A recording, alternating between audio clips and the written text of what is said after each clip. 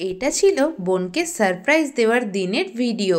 তো বোনের বার্থডে না অনেক দিন আগেই হয়ে গেছে। তো বোন তখন বোনেদের বাড়িতে ছিল। তো আমাদের বাড়িতে যখন এসেছে তখন আমার যে আরও দুটো ননদ আছে তারা দুজন মিলে বোনকে সারপ্রাইজ দেওয়ার প্ল্যানিং করছিল। তো সেই প্ল্যানিংয়ে আমিও ছিলাম।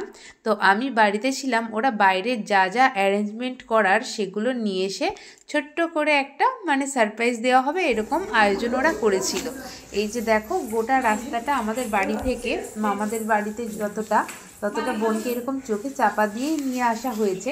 বোন একটু একটু বুঝতে পারছিল ঠিকই, কিন্তু যাতে আমাদের সারপ্রাইজটা মাটি না হয়ে যায় সেই জন্য বোন কিছু বলেনি। তো এই যে দেখো প্রথমে পেখম রানীকে নিয়ে আসছিল। পেখম রানী কি বলবো, আওয়াজটা শুনে ভীষণ ভয় পেয়ে গেছিলো। তো সেই জন্য পেখমকে বাড়িতে রেখে দিয়ে আমরাই চলে এসেছিলাম। বোন কিন্তু এইসব দেখে খুব খুশি হয়েছিল, কারণ বোন ভাবতেই পারেনি যে আমরা এত কিছু আয়োজন করব।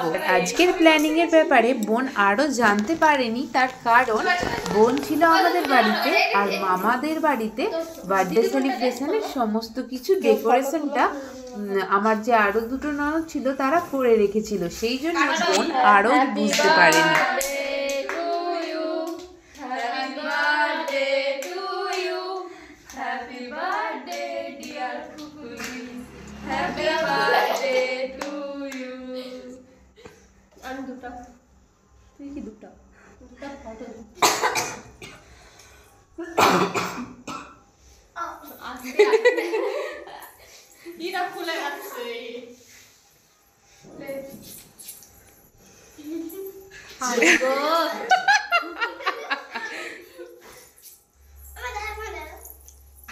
ক্রিমটা খাওয়াবে, ক্রিম খাওয়াবে,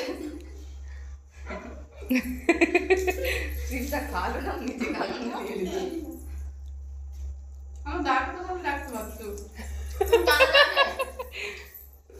দাদা।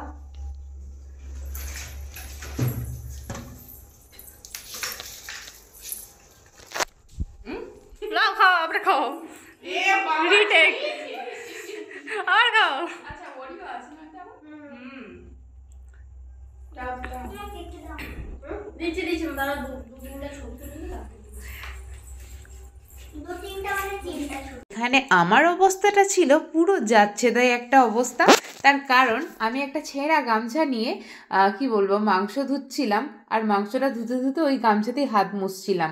তো সেই সময়ই আমার দুই ননদ পিয়া আর মামনি ওরা বললো যে বৌদি চলো চলো ভিডিও করতে হবে, এবারে দিদিকে দিয়ে কেকটা কাটিয়ে নেব। তো আমিও ওই অবস্থাতেই চলে এসেছি, আর যে অন্য একটা ওড়না কিংবা কিছু নেব সেটারও আর সময় পাইনি।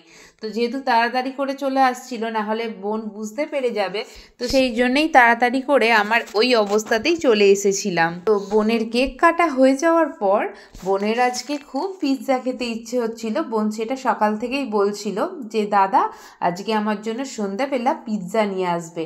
তো যেহেতু পেখমের পাপা পিৎজা নিয়ে চলে এসেছিলো সন্ধ্যেবেলায়, তো পিৎজাটাকেও বোনকে দিয়েই কাটানো করিয়েছি যে আজকে তোমার বার্থডে, কেকও কেটেছো, পিৎজাটাও তুমিই কাটো।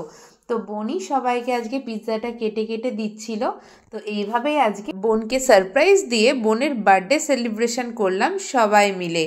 আর এই বার্থডে সেলিব্রেশন করার মূল যেই দুজন ছিল সেই দুজন হলো পিয়া আর মামনি, আমার অন্য আর দুই ননদিনী।